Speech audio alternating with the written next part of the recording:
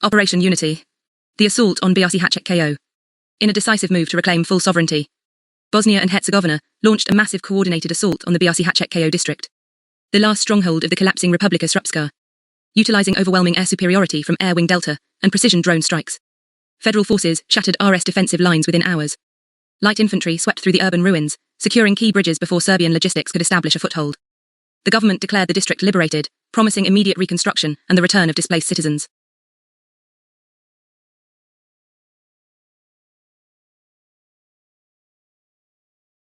Mass surrender and amnesty decree. Following the fall of Bosnia and the broadcast of Sarajevo's amnesty offer, organized resistance by Republic Srpska remnants effectively ceased.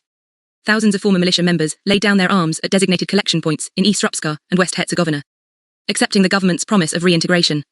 Federal police units, supported by light infantry, began the arduous task of vetting surrendering combatants and clearing rural villages of hidden caches. The rapid collapse of enemy morale prevented a prolonged guerrilla war, though isolated sniper fire continued in dense forest areas.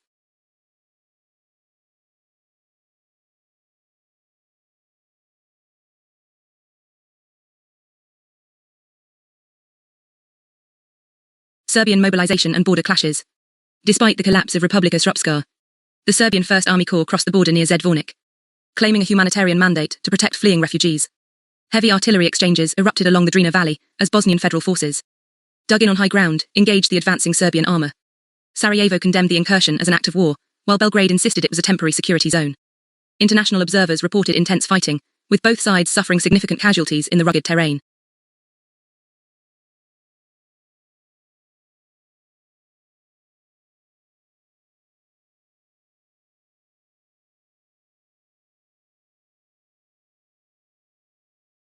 Refugee return and safe zones established.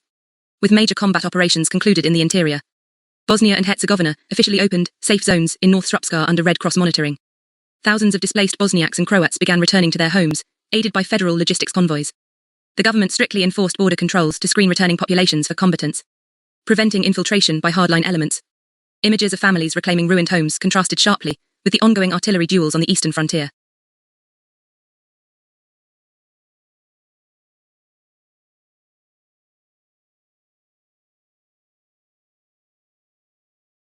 Destruction of border infrastructure. To deny logistical advantages to the invading Serbian forces, Bosnian engineering units executed scorched earth tactics along the border regions. Key bridges and abandoned supply caches near the Drina were demolished, creating significant obstacles for Serbian heavy armor.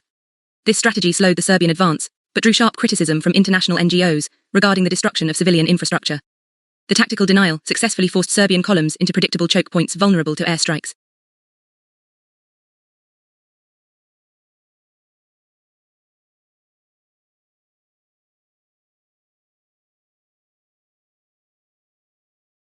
Global media offensive.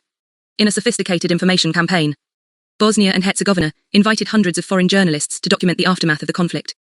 Verified footage of RS atrocities and the disciplined conduct of federal troops flooded global media outlets, effectively countering Belgrade's narrative of ethnic cleansing.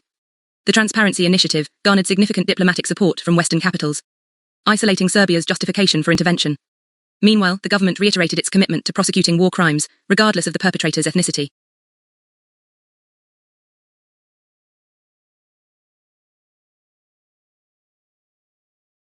NATO buffer zone proposal. Citing the imminent threat of a full-scale invasion, Sarajevo formally requested the NATO QRF deployment in North Croatia to cross the border and establish a buffer zone. Alliance commanders convened emergency meetings to evaluate the legal and strategic implications of intervening directly against a non-member state like Serbia. While political will existed in Washington and London, hesitation remained among other members, fearful of escalating into a broader European war. The situation on the ground deteriorated as Serbian artillery range increased.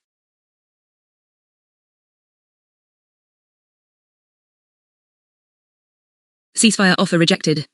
In a final diplomatic gambit, Bosnia and Herzegovina proposed a temporary halt to offensive operations in exchange for Serbian recognition of Bosnian sovereignty over reclaimed territories. Belgrade flatly rejected the offer, demanding a total withdrawal of federal forces from all formerly Serb-held areas as a precondition for talks. With diplomacy exhausted, the conflict solidified into a conventional interstate war, characterized by trench warfare along the Drina and intermittent air raids deep into Serbian territory.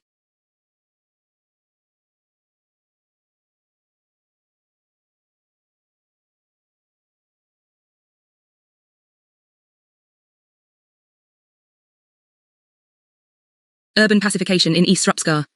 Federal light infantry battalions deployed from Sarajevo initiated comprehensive house-to-house searches in East Srpska to dismantle remaining guerrilla cells. The operation faced stiff resistance from hardcore insurgents hiding in civilian populations, leading to intense close-quarters combat in several towns. Curfews were strictly imposed across West Bosnia and East Herzegovina, with armed checkpoints intercepting weapon smuggling rings. The government emphasized that these measures were temporary necessities to ensure long-term stability.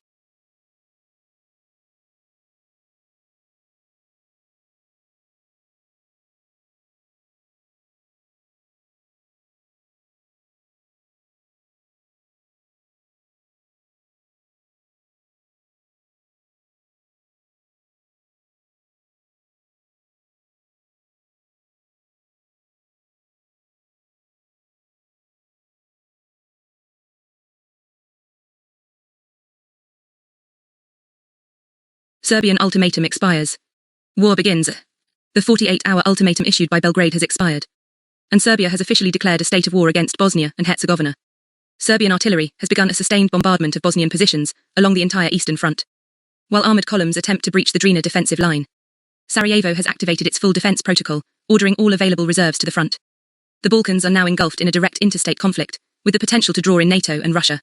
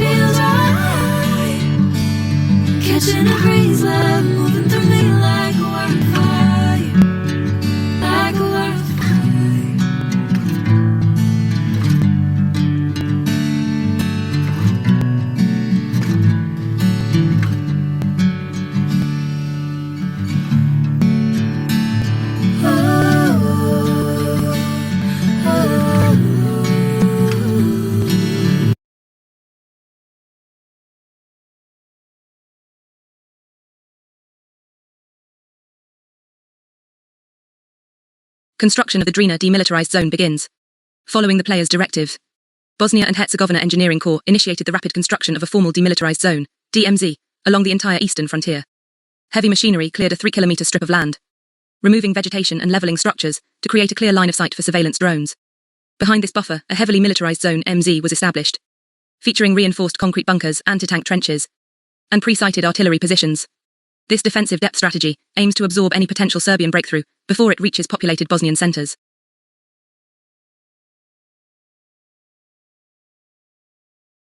Serbian artillery probes new Bosnian defenses, testing the resolve of Sarajevo's new fortifications. Serbian artillery units launched a series of probing bombardments against the newly constructed DMZ. Explosions rocked the empty buffer zone, sending plumes of dust into the air, but caused no casualties as Bosnian forces remained sheltered in the rear militarized zone. Belgrade claimed the strikes were calibration exercises, while Bosnian command ordered strict rules of engagement, refusing to return fire unless directly targeted. The tension remained palpable as both sides watched for the next move.